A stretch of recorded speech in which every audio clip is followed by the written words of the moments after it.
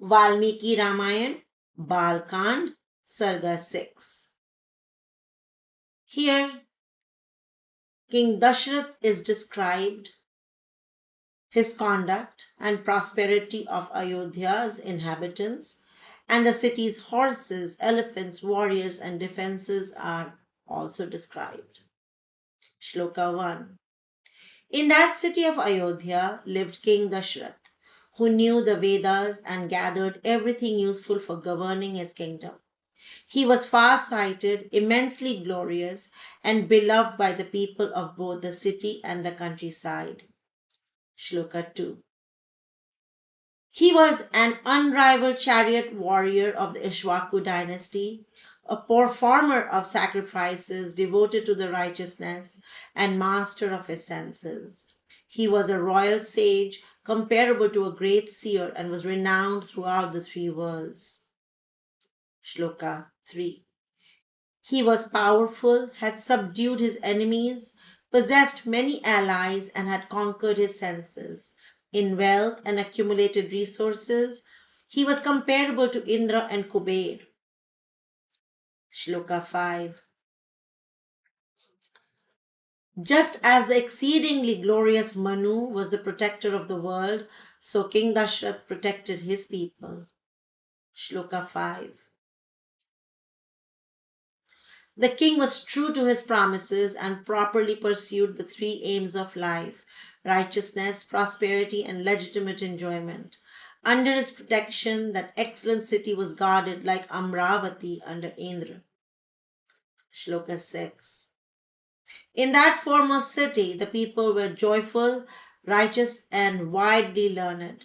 They were satisfied with their own wealth, free from greed, and truthful in speech. Shloka 7. In that excellent city, there were no householders who possessed only meager stores. There was none who had failed to attend the necessities of household life or who lacked cattle, horses, wealth, and grain. Shloka 8. Nowhere in Ayodhya could one find a man who was enslaved by sensual desire, miserly or cruel. Nor could one find an ignorant person or one who rejected sacred authority. Shloka 9. All the men and women were virtuous by nature and well disciplined. They were cheerful and pure in character and conduct, like great sages. Shloka 10. There was no one without earrings, a crown or head ornament, or a flower garland, and no one lacked the comforts of life. No one remained unbathed, no one failed to anoint the body, and no one was without pleasant fragrance. Shloka 11. No one ate impure food or failed to give in charity, and no one was without armlets and a golden neck ornament. No one was seen without ornaments on the hands, nor was anyone lacking in self-control. Shloka 12. There was no one who neglected the sacred fire or failed to perform sacrifices.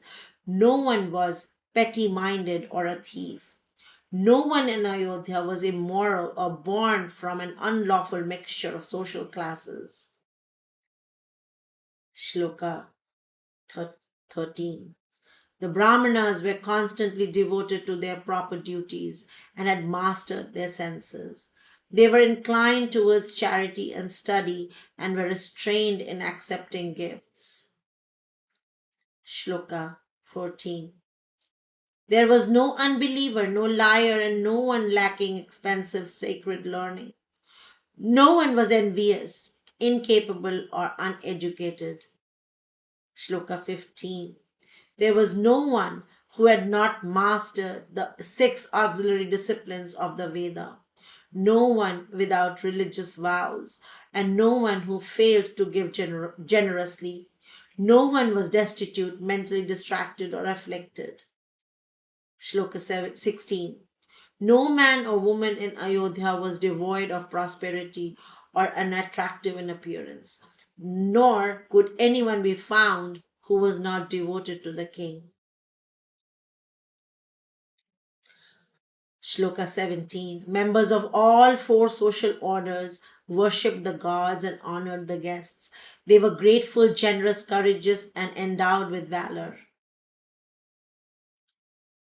Shloka 18. All the people lived long lives and remained devoted to the righteousness and truth. In that excellent city, they lived continually with their wives, sons, and grandsons. Shloka 19. The Kshatriyas accepted the Brahmanas as their guides, and the Vaishyas followed the Kshatriyas. The Shudras remained devoted to their own occupations and served the other three social orders. Shloka 20. That city was thoroughly protected by Dashrath, lord of the Ikshvaku dynasty. He protected it just as the wise Manu, ruler of humankind, had done in ancient times. Shloka 21. The city was filled with warriors who blazed like fire, were skilled and straightforward, and would not tolerate humiliation. They had mastered the science of warfare, and the city resembled a mountain cave filled with lions. Shloka 22. The city was filled with excellent horses bred in Cambodia and Balika. It also abounded in horses from Vanayu and the river regions, horses comparable to Indra's celestial steed. Shloka 23. It was filled with elephants in rut born in the Vindhya mountains in the Himalaya region. Those elephants were exceedingly powerful, full of rut fluid, and resembled mountains. Shloka 24. The city contained elephants descended from the lines of Eravat and Mahapadma. There were also elephants belonging to the lineage of Anjana and Vamana. Shloka 25. There were elephants of the Bhadra, Mandra, and Mriga breeds, as well as mixture of all three. The city also possessed the mixed breeds known as Bhadramandra, Bhadramriga, and Mrigamandra.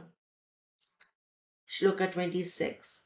It was constantly filled with elephants in rut, immense like mountains, exceedingly prominently for 2 yojanas. The city truly justified its name, Ayodhya, the unconquerable. Residing there, King Dashrath protected his realm and its people. Shloka 27.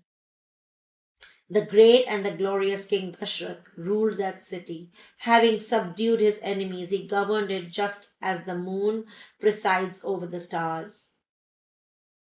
Shloka 28. The city truly deserved its name, the unconquerable, and possessed strong gateways and secure bars. It was auspicious and beautified by houses of many remarkable designs. Ayodhya was crowded with thousands of people. The king, equal to Indra, ruled that city. And thus ends Balakand Sarga 6.